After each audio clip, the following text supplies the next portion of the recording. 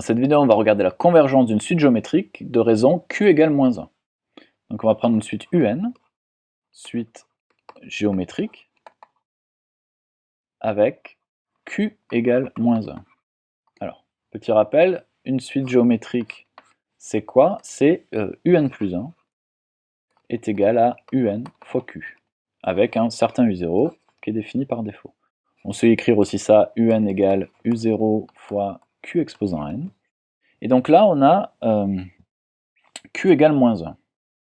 Alors q égale moins 1, ça nous dit que q est négatif déjà.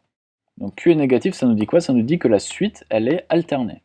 Parce qu'en effet, si jamais q égale moins 1, donc tu vois que si un est positif, quand on va le multiplier par moins 1, on va trouver moins un ici. Donc clairement, un plus 1, il aura le signe opposé de un. Et inversement, si un est positif, un plus 1, il sera négatif.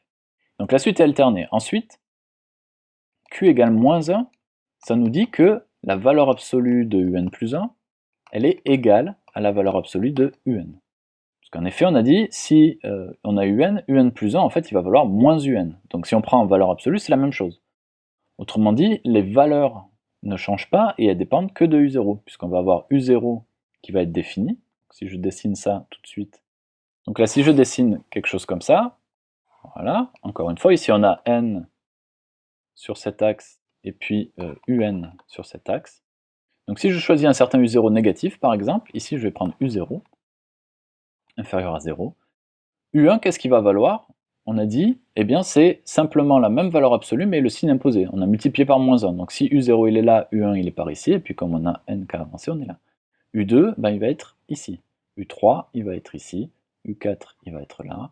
U5, il va être ici. U6, etc. Autrement dit, tu vois qu'ici il y a bien une ligne, tout est aligné, hein, puisqu'on va revenir tout le temps sur les mêmes valeurs, et la seule chose c'est qu'on est alterné. Autrement dit, la suite a fait quelque chose comme ça. Ça permet de bien visualiser l'alternance des valeurs.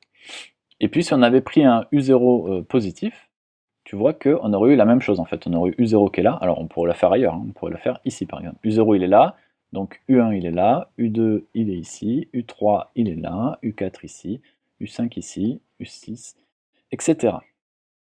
Et de la même façon, ici on aurait une suite alternée. La seule différence, voilà, c'est que on partirait plus bas et à l'inverse.